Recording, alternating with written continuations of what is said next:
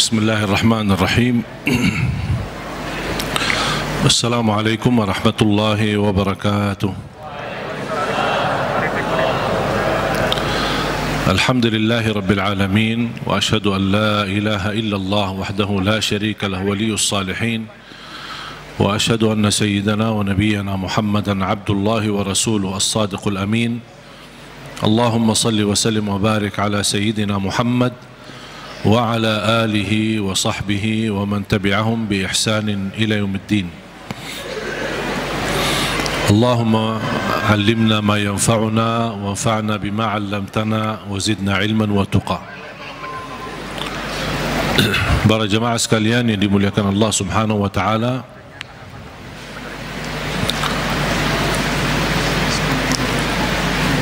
begitu luar biasa kemuliaan Al-Quran untuk kita. Kita terpilih menjadi umat Nabi Muhammad sallallahu alaihi wasallam, menjadi ummatul Quran. Quran yang abadi, Quran yang suci, dijamin tidak ada celah di dalamnya, tidak ada kesalahan, tidak ada kebatilan. Bahkan dalam lindungan Allah Subhanahu wa taala, dari bentuk makna, arti, isinya, tulisannya, halam-halamannya, dan semua dilindungi oleh Allah Subhanahu wa taala. Sebagaimana janji Allah, inna nahnu nazzalna dzikra wa inna lahu lahafizun. Kami telah menurunkan Al-Quran dan kamilah yang menjaganya. Termasuk terjaga ahlul Quran. Bukan hanya Al-Quran sendiri yang terjaga, tetapi ahlul Quran pun dijaga oleh Allah Subhanahu wa taala. Bahkan salah satu lindungan Allah Subhanahu wa taala kepada kita melalui Al-Quran, akan dilindungi oleh Allah ahlul Quran dari siksa neraka Jahannam.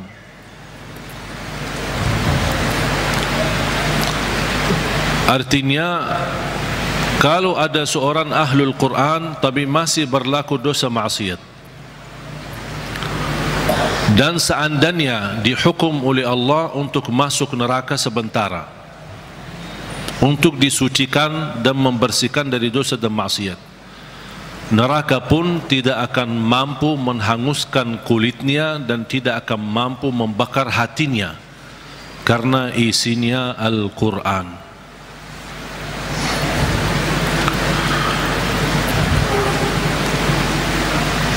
Banyak kelebihan Al-Quran untuk kita. Surah yang paling agung di dalam Al-Quran suratul Fatihah. Ayat yang paling agung di dalam Al-Quran ayat Al-Kursi.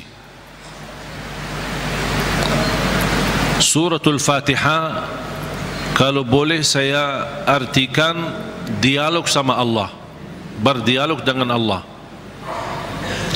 Setiap satu ayat kita baca, Allah jawab kita.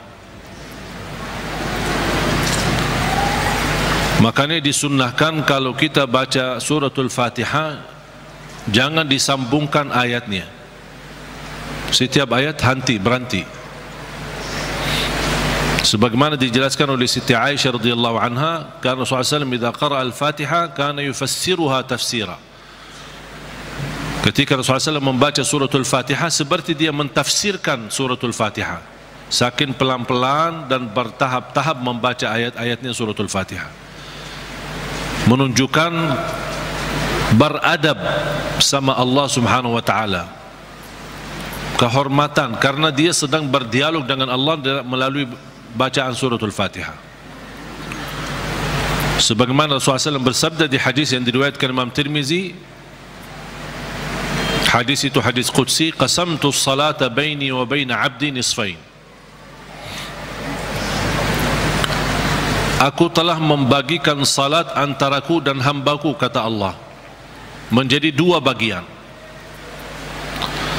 Dan yang dimaksud kata as-salat di hadis ini adalah suratul Fatihah. Ternyata suratul Fatihah memiliki banyak nama. Disebutkan nama di antara lain Al-Fatihah, Ummul Kitab, Ummul Quran, As-Salah, Asy-Syafiyah, Ar-Raqiyah, Al-Waqiyah, menyembuh segala penyakit, melindungi dari segala bahaya, gangguan, godaan, bahkan bisa menjadi ruqyah. Orang yang tidak fahami ruqyah dan sulit mencari orang yang meruqyahi, lebih baik kita ruqyah diri sendiri. Sering orang bertanya, saya tidak faham ayat-ayat ruqyah, cukup dengan suratul Fatihah. Suratul Fatihah sudah mewakili semua ayat-ayat untuk meruqyah diri sendiri, menjadi rutin dibaca. Boleh jadi wirid, setiap hari kita baca Al-Fatihah 10 kali, 20 kali, 100 kali, semampu kita. Jadi wirid, keberkahannya luar biasa. Boleh menjadi doa dalam air minum kita. Setiap mau minum air dalam botol atau gelas, kita baca Al-Fatihah, tiup di dalam air, kemudian minum. Itu menjadi obat. Biasakan anak-anak kita minum air yang sudah dibacakan dalamnya suratul Fatihah. Jangan menunggu kiai, ustaz, habib datang untuk membacakan Al-Fatihah dalam air. Kita sendiri belajar. Baca 3 kali boleh, 1 kali boleh, 7 kali boleh. Habis itu tiup dalam air, boleh 3 kali. Kemudian silahkan minum. Kasih kepada anak-anak kita.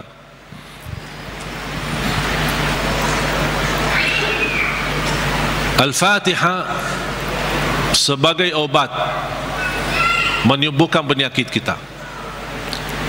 Ada yang merasa gesak di hati, merasa stres kepalanya, boleh taruh tangan yang kanan di atas kepala dan baca Al-Fatihah. Di atas dada kita baca Al-Fatihah. Itu sungguh subhanallah. Al-Quran sebenarnya seluruh Al-Quran, seluruh isi Al-Quran itu obat. Qul huwa lilladzina amanu hudan wa shifa. Sungguh Al-Quran itu petunjuk dan obat, menyembuhkan penyakit bagi orang-orang yang beriman. Berarti Al-Quran menyembuh penyakit hanya berlaku bagi orang yang beriman. Yang tidak beriman tidak berlaku.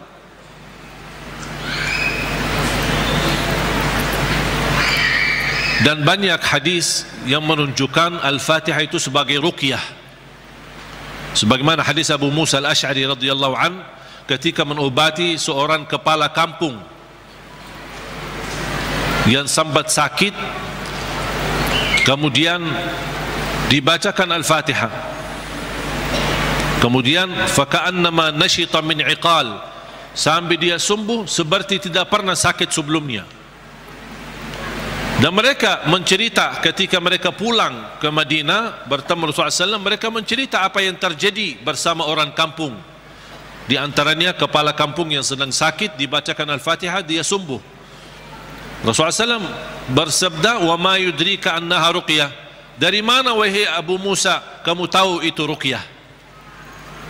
Itu menunjukkan Rasul setuju dengan perilaku Abu Musa Al-Asy'ari.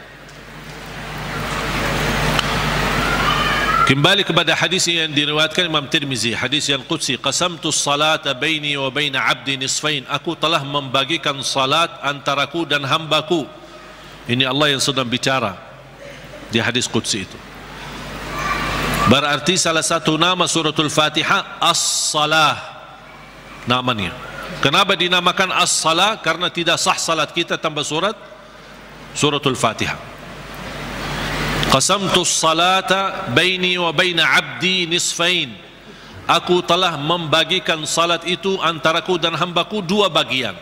Fa idza qara'a 'abdi alhamdulillahi rabbil alamin qala Allah hamadani 'abdi. Ketika hamba berkata alhamdulillahi rabbil alamin qala Allah, Allah jawab. Cuba bayangkan jemaah sekalian, setiap satu ayat dari suratul Fatihah kita baca, Allah jawab kita. Makanya layaknya adab yang sempurna, jangan sambungkan suratul Fatihah. Allah jawab, kita hayati jawaban Allah Subhanahu wa taala. Alhamdulillahi rabbil alamin. Allah menjawab, hambaku telah memujiku. Alhamdulillahi rabbil alamin. Qala Allah hamadani abdi, hambaku telah memujiku. Ar-Rahmanir Rahim. Qala Allah majjadani abdi, hambaku telah mengagungkanku. Malik Yaumiddin. Qala Allah athna alayya abdi, hambaku telah memuliakanku. Allah jawab setiap ayat. Iyyaka na'budu wa iyyaka nasta'in. Allah jawab, ini antaraku dan hambaku. Na'budu itu Allah, nasta'in kami memohon pertolongan kepada Allah. Berarti ada dua bagian. Ini antaraku dan hambaku, kata Allah. Ini ada bagian untukku, ada bagian untuk hambaku. Iyyaka na'budu wa iyyaka nasta'in. Dan terpilih kata nasta'in memang sangat pas. Kenapa tidak terpilih iyyaka na'budu wa iyyaka natawakkal? Iyyaka na'budu wa iyyaka nasbir. Iyyaka na'budu wa iyyaka nu'min. Kenapa terpilih kata nasta'in? Karena kita tidak mampu menyempurnakan ibadah sebagai hak Allah tanpa pertolongan dari Allah. Berarti cocok kata nasta'in. Imam Ibnul Qayyim membuat satu buku gara-gara kalimat ini, Iyyaka na'budu wa iyyaka nasta'in. Bukunya 2 jilid, lebih dari 400 halaman, hanya membahas Iyyaka na'budu wa iyyaka nasta'in. Madarijus salikin fi manazili iyyaka na'budu wa iyyaka nasta'in. Sudah ada dalam bahasa Indonesia. Atau silahkan, kalau keberatan membeli bukunya mungkin mahal, bisa anda download di Google, Syekh Google. Buka nama bukunya Madarijus Salikin fi Manazili Iyyaka Na'budu wa Iyyaka Nasta'in. Selain buku ini yang sangat bagus yang dimiliki oleh Imam Ibnul Qayyim, buku yang kedua adalah Zadul Ma'ad. Zadul Ma'ad. Kata guru saya, fantasnya dan layaknya setiap orang muslim menyimpan buku ini di samping tidurnya, di tempat tidurnya. Sebelum mau tidur, baca walaupun 1 halaman dari buku itu. Kenapa? Karena buku Zadul Ma'ad termasuk buku yang terbagus membahas ibadah-ibadah dan sehari-hari Nabi Muhammad. Dan kita bisa terapkan setiap hari. Ini baca amalannya apa, ini baca amalannya apa, gimana tidurnya Rasul, gimana ibadahnya Rasul, gimana zikirnya Rasul, gimana makanannya Rasul, gimana perginya dan jalannya Rasul. Itu semua dibahas dalam buku itu, Zadul Ma'ad. Silahkan buka di Google juga. Banyak Syekh Google hebat itu, semua ada. Karya Imam Ibnul Qayyim. Kalau anda bisa beli 2 buku ini atau bisa download di internet, itu sangat bagus. Sudah ada dalam bahasa Indonesia. Iyyaka na'budu wa iyyaka nasta'in. Qala Allah, ini antaraku dan hambaku, dan apapun yang hambaku minta aku berikan. Coba gimana jawaban Allah? Iyyaka na'budu wa iyyaka nasta'in. Ini antaraku dan hambaku, apapun hambaku meminta aku berikan. Habis itu apa yang diminta oleh hamba? Minta apa? Ihdinas siratal mustaqim. Tetap Allah masih jawab, ini untuk hambaku. Ihdinas siratal mustaqim, Siratal ladzina an'amta alaihim. Allah jawab, ini untuk hambaku. Ghairil maghdubi alaihim waladdallin. Ini untuk hambaku. Artinya Allah kabulkan doanya, karena ini doa. Makanya kita tutupi amin. Apa arti amin? Allahumma stajib, ya Allah mohon diterima. Itu makna amin. Mohon ya Allah, terima permohonan kami. Allah menjawab, ini untuk hambaku. Artinya Allah jawab dan kabulkan doa kita. Makanya ketika kita baca Al-Fatihah, kita merasakan berdialog dengan Allah. Dan suratul Fatihah, dua macam doa ada di dalamnya. Ada dua macam doa. Doa ibadah dan doa masalah. Bukan masalah ya. Masalah. Doa ibadah dan doa masalah. Apa beda doa ibadah sama doa masalah? Ini ada dua macam doa, dan dua-duanya ada di dalam suratul Fatihah. Doa ibadah yang isinya memuji Allah tanpa meminta. Doa ibadah memuji Allah tanpa meminta, tidak ada permintaan. Contoh, Alhamdulillahi Rabbil Alamin. Apa permintaannya? Tidak ada. Cuman artinya apa? Memuji Allah. Segala puji bagimu ya Allah. Dan tidak ada kata yang terindah daripada kata Alhamdu. Karena Alhamdu sudah mewakili semua segala pujian.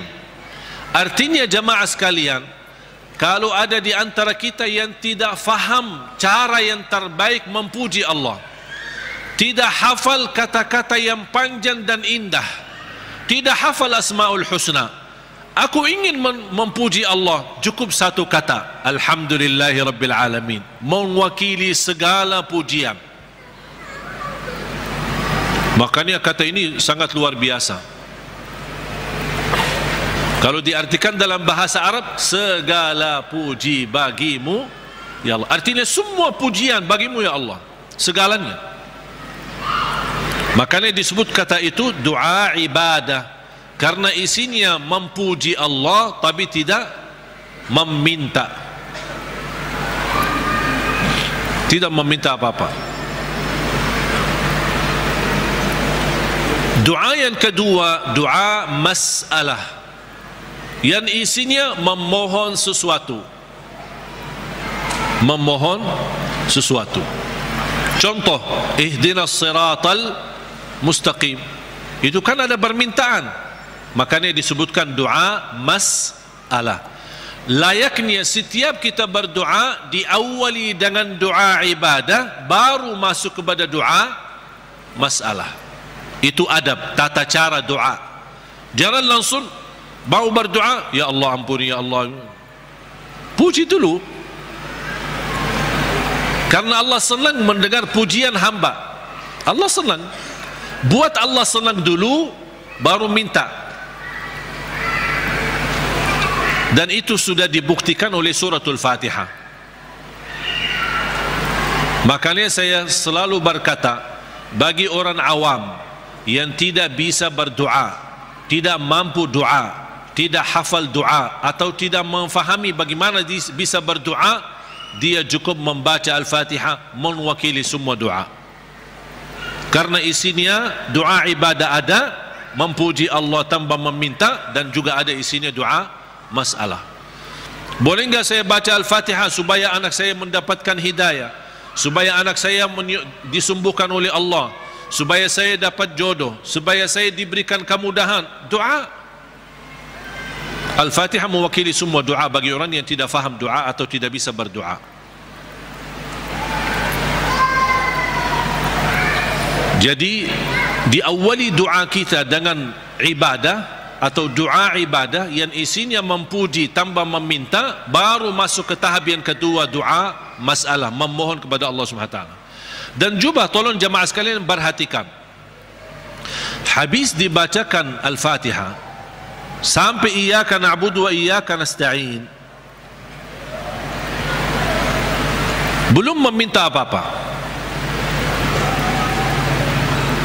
Kita memuji Allah, mengagungkan Allah, memuliakan Allah, kemudian kita mengaku sebagai hamba Allah, dengan kita ikrarkan iyyaka na'budu, itu hakmu ya Allah, dan kami memohon pertolongan.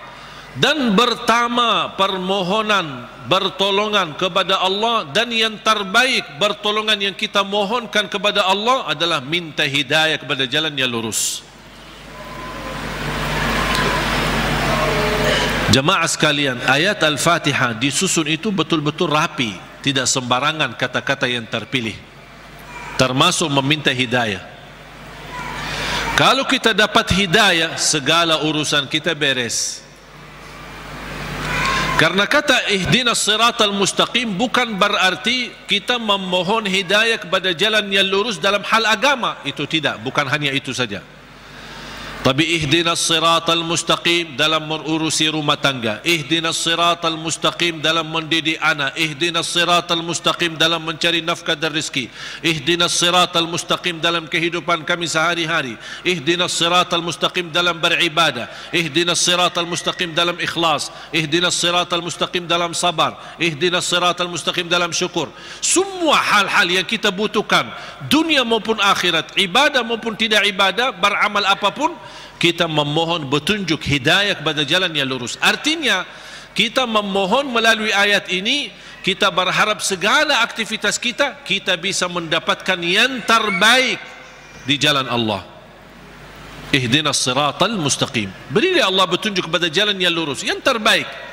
Yang terbaik ikhlas, yang terbaik rumah tangga, yang terbaik mendidik anak, yang terbaik dalam menjaga diri, yang terbaik melindungi diri, yang terbaik mencari nafkah dan rezeki, yang terbaik mencari kerjaan yang baik, yang terbaik dalam beribadah, yang terbaik dalam tahajud, yang terbaik dalam majlis ilmu, yang terbaik dalam menghafal Al-Quran. Semua kita berharap melalui ihdinas siratal mustaqim sudah termasuk segala yang kita inginkan, dan kita hanya meminta bukan sesuatu yang baik tapi yang terbaik. Ihdinas siratal mustaqim. Contohnya seperti apa? Siratal ladzina an'amta alaihim. Ya Allah, kami memohon petunjuk kepada jalan yang lurus sebagaimana ada hamba-hambamu yang telah mendapatkan karunia nikmat-nikmatmu. Siratal ladzina an'amta alaihim. Ya Allah, kami ingin dapat seperti mereka.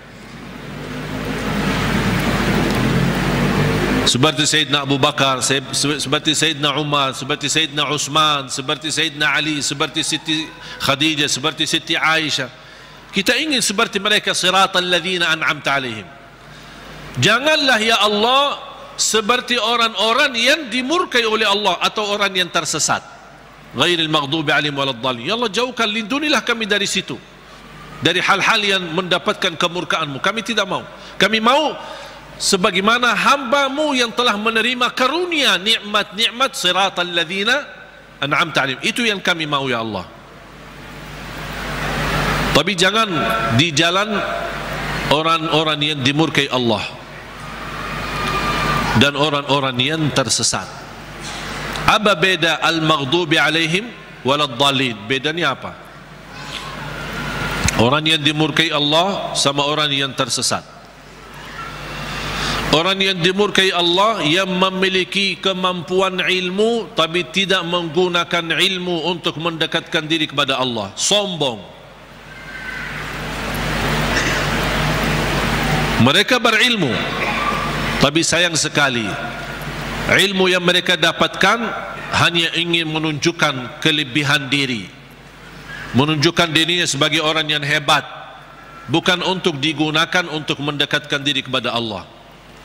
Dan ketua umum majlis al-maghdubi alaihim orang Yahudi. Ketua umum majlisnya orang Yahudi. Yahudi adalah kelompok atau golongan yang berilmu, tapi mereka mendapatkan kemurkaan Allah karena mereka tidak pernah menggunakan ilmu tersebut. Justru kecerdasan mereka dengan kehebatan ilmu mereka, mereka menggunakan untuk susahkan umat. Paling hebat ilmu ekonomi Yahudi, paling hebat ilmu media Yahudi. Makanya sekarang mereka seluruh media itu dimiliki oleh Yahudi. Ekonomi dunia dikuasai oleh Yahudi. Karena mereka punya ilmu, tapi mereka kenapa kuasai? Bukan untuk digunakan untuk kemudahan bagi manusia, tapi justru mereka menggunakan untuk kemanfaatan buat mereka sendiri. Makanya Allah murka terhadap mereka. Waladhdallin, orang-orang yang tersesat, yang suka mengamalkan amalan-amalan tapi tidak ada ilmunya. Kenapa kamu lakukan? Tidak tahu. Saya cuma suka itu, tapi tidak ada ilmunya. Contohnya, ketua umum majlis Waladhdallin adalah Nasrani. Nasrani ahli ibadah, beda sama orang Yahudi. Kalau Yahudi ahli ilmu, kalau Nasrani ahli ibadah. Bahkan mereka menggunakan rahbaniyah, memaksakan diri beribadah sepanjang hari. Sampai ada yang mendiamkan diri di sebuah tempat yang tidak bisa ditinggalkan, tidak mau nikah, tidak mau makan daging, tidak mau makan ini segala. Ini semua dilakukan oleh mereka. Itu yang tidak ada dasarnya, berlebih-lebihan. Islam melarang kita berlebih-lebihan beribadah. Sebagaimana ada 3 orang ketika datang ke Madinah mendengar betapa ibadah Rasulullah SAW, sambil salat tahajud, sambil bangka kakinya. Kita pernah enggak bangka kaki kita? Pernah, ketika begal, capek urus dunia, bukan karena tahajud. Bagaimana SAW puasanya, gimana SAW tahajudnya, gimana SAW ibadahnya. Ada 3 orang mendengar berita-berita, sambil mereka merasa, aduh, kalau Nabi Muhammad begitu luar biasa ibadahnya, gimana kita? Sambil ada di antara mereka yang berkata, kalau memang begitu ibadah Rasulullah SAW, saya akan berpuasa, tidak akan buka. Artinya mau berpuasa setiap hari, sepanjang hayatnya, sepanjang hidupnya. Bukan tidak makan sama sekali, tetap makan, tapi maksudnya setiap hari mau puasa sampai mati. Yang satu lagi kata orang, saya akan tahajud, tidak akan tidur. Yang ketiga berkata, saya tidak akan nikah. Karena dia merasa terhina, atau merasa dirinya rendah, atau merasa dirinya tidak ada artinya dibanding ibadah Rasulullah SAW. Kalau Rasul saja yang diampuni Allah begitu luar biasa hebat ibadahnya, aku merasa malu, ya udah saya tidak mau nikah. Mengapa? Agar saya kosongkan waktu saya untuk beribadah, mendekatkan diri kepada Allah. Ada di antara mereka yang di riwayat lain disebutkan, saya tidak mau makan daging. Berita ini, percakapan mereka ini, berbicaraan mereka ini sampai ke telinga Rasul. Rasul naik mimbar. Ma balu aqwamin, menapa ada kaum atau berkataan seperti ini? Inni la atqakum lillah wa akhsyakum lah. Aku yang paling takwa kepada Allah dan paling takut kepada Allah. Aku tahajud dan tidur, aku puasa dan buka puasa, aku makan daging atau juga nikah. Rasul menceritakan ini semua tidak akan menghalangi kita kalau kita mau bersungguh-sungguh beribadah. Itu yang disebutkan kata rahbaniyah yang sering dilakukan oleh Nasrani. Makanya kita memohon petunjuk pada jalan yang lurus, tapi jangan sampai kepada jalan yang dimurkai Allah atau jalan yang tersesat. Kami tidak mau punya ilmu tapi tidak pernah gunakan ilmu untuk mendekatkan diri kepada Allah. Saya tidak mau juga beramal tanpa ilmu, karena saya khawatir nanti jadi orang yang tersesat. Amin. Allahumma terima. Ya Allah, mohon diterima.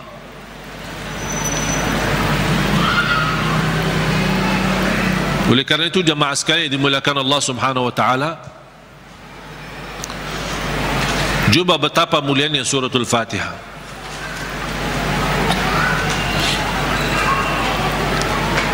Saya hanya menyampaikan sejarah singkat. Saya belum membahas sejarah detail.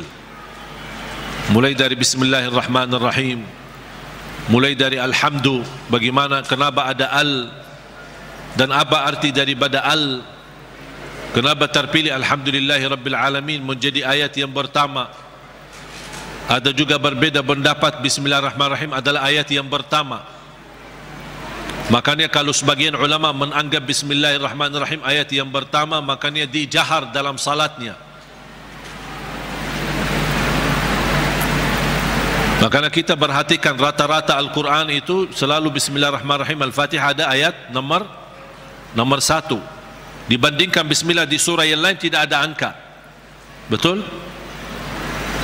Karena itu berbeda pendapat antara ulama. Apakah Bismillah itu salah satu ayat dari suratul Fatihah atau tidak? Walaupun sebagian besar memilih Bismillah salah satu dari surat Al-Fatihah, sebagian besar. Sebab ayat suratul Fatihah ini Bismillah, apakah ayat pertama atau tidak, muncullah persoalan yang kedua, apakah boleh jahar atau tidak. Kalau tidak dijahar, tetap boleh atau tetap mewajibkan atau membaca Bismillah. Bagi orang yang suka baca sir, tetap baca Bismillah, karena dia sebagian dari surat. Jangan Allahu Akbar baca doa iftitah langsung Alhamdulillahi Rabbil Alamin. Mana Bismillahnya? Tetap dibacakan walaupun sir, tidak dijahar. Menurut saya bagi soal jahar atau sir tidak masalah. Keras suara atau tidak keras suara tidak masalah. Bagi saya tidak masalah. Dan saya selalu sesuaikan. Masjid yang suka keraskan suara dengan Bismillah, saya suka tanya kalau diminta jadi imam. Kalau jahar Bismillah, saya jahar. Kalau disirkan, tidak dikeraskan, saya tidak keraskan. Kunut subuh, kalau dia masih baki kunut subuh dan saya diminta jadi imam, saya baki kunut subuh. Kalau masih tidak baki kunut subuh, saya tidak baki kunut subuh. Saya tidak suka maksa. Tak, saya tidak mau kunut subuh. Kalau saya jadi imam, saya tidak mau kunut subuh. Kenapa? Ini bid'ah, ini sesat semua. Gampang, alhamdulillah, hal berbedaan tidak masalah. Yang saya paling suka masjid netral. Ketika saya masuk masjid, saya suka tanya ketika diminta jadi imam, karena mereka berharap mudah-mudahan ini. Padahal saya suka mundur, saya tidak mau jadi imam karena pensiun jadi imam. Tapi kadang-kadang jamaah mengharapkan, barangkali niatnya mengharap berkahnya, mengharap apalah gitu. Akhirnya saya harus turuti permintaan mereka. Tapi saya suka tanya, jahar Bismillah atau tidak, qunut subuh atau tidak, habis salat zikir atau tidak, doa atau tidak, bisa disesuaikan. Karena ini semua hal berbeda pendapat. Saya suka masjid netral. Ketika saya tanya, bebas. Mau jahar boleh, tidak jahar boleh, qunut boleh, tidak qunut boleh, bebas kami, tidak masalah. Kita ikuti imam, yang penting kita salat. Dan itu yang kita perlukan, masjid yang netral, tidak fanatik, supaya kita bisa bersama-sama.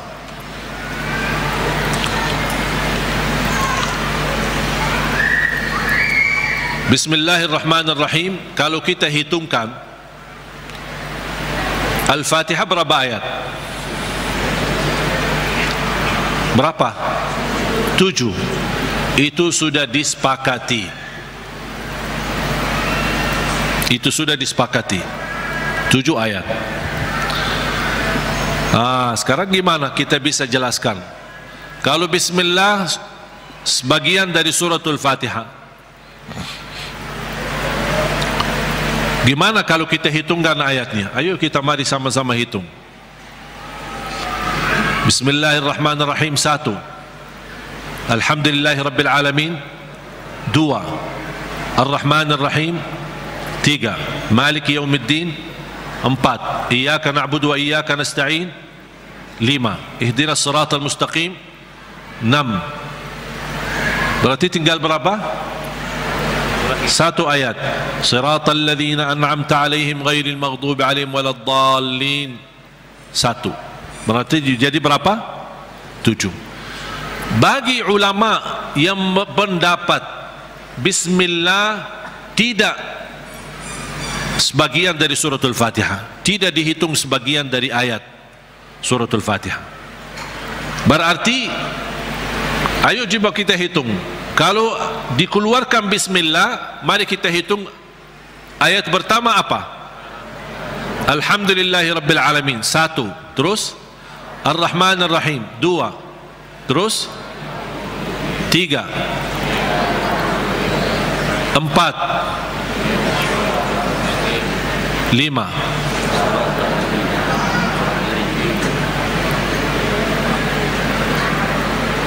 Ini kan 1. Siratal ladzina an'amta 'alaihim ghairil maghdubi 'alaihim waladdallin, 1. Berarti berapa? 6. Terus 7-nya mana? Siratal ladzina an'amta 'alaihim putus ghairil maghdubi 'alaihim.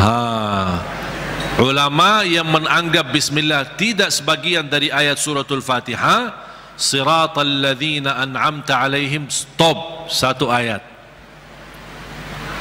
Itu yang menjadi yang ke-6. Ghairil maghdubi 'alaihim waladdallin yang ke-7. Karena siratal ladzina an'amta 'alaihim sudah sempurna makna kalau kita berhenti. Sudah selesai, makna jelas, sempurna, tidak ada kaitan dengan selanjutnya. Makanya dianggap itu 1 ayat. Walaupun rata-rata Al-Quran yang kita lihat semuanya tidak ada angka di situ kan? Karena apalagi yang di Madinah yang menuliskan Al-Quran ini, salah satu ulama namanya Syekh Uthman Taha, penulis Al-Quran di kota Madinah, dia mengikut mazhab Imam Syafi'i. Makanya dia menuliskan bismillah ayat nomor pertama. Dan itu yang diberlakukan oleh sebagian besar di mana-mana, di Mesir, di mana-mana selalu Al-Quran kita perhatikan selalu bismillah ayat yang pertama. Yang saya ingin sampaikan, yang kita sudah fahami, Al-Fatihah 7 ayat.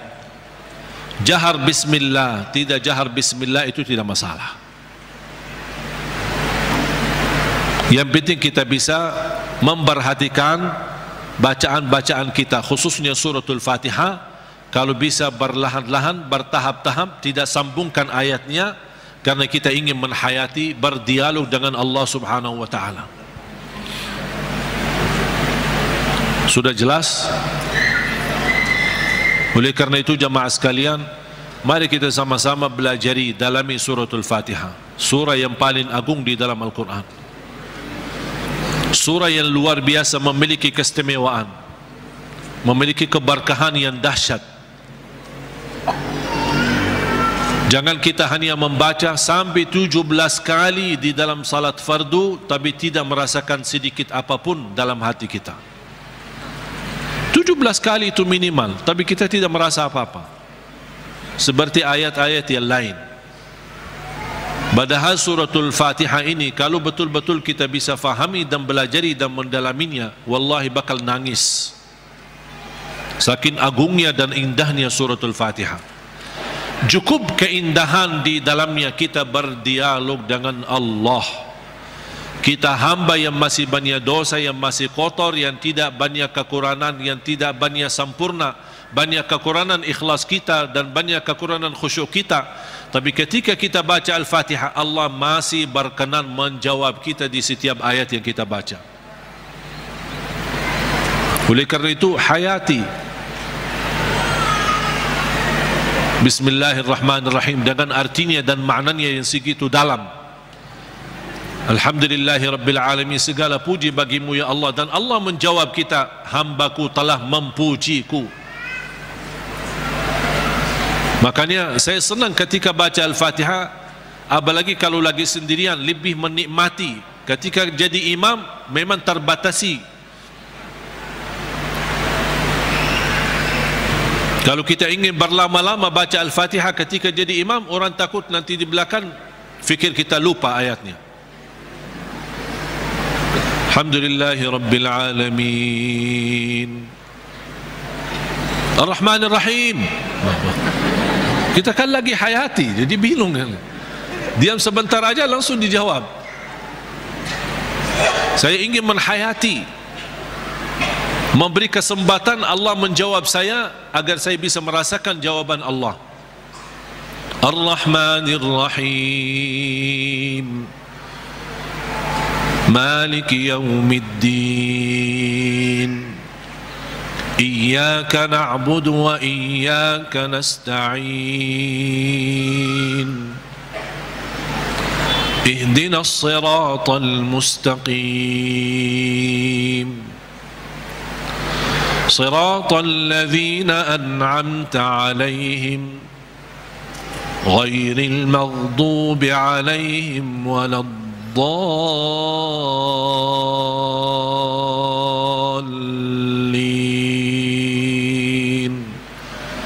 Amin. Amin sama seperti baca Yasin. Gimana baca Yasin? Yasin. Gitu ya? Betul? Gimana? Yasin. Gimana baca Yasin? Yasin. Amin. Kita sering waladdallin. Amin. Apalagi anak-anak. Amin. Yasin. Sebagaimana dijelaskan oleh Imam Ibn Kathir rahimahullah dalam tafsirnya. Mudah-mudahan pertemuan ini kita kupas walaupun sedikit dari suratul Fatihah. Mudah-mudahan insyaAllah menjadi bahan ilmu buat kita untuk ke depan kita bisa menghayati dan bisa dalam membaca suratul Fatihah di dalam salat maupun di luar salat, kita bisa merasa tersuntuh hati kita. Kalau Al-Fatihah ini bisa nyambung ke hati kita, itu subhanallah luar biasa.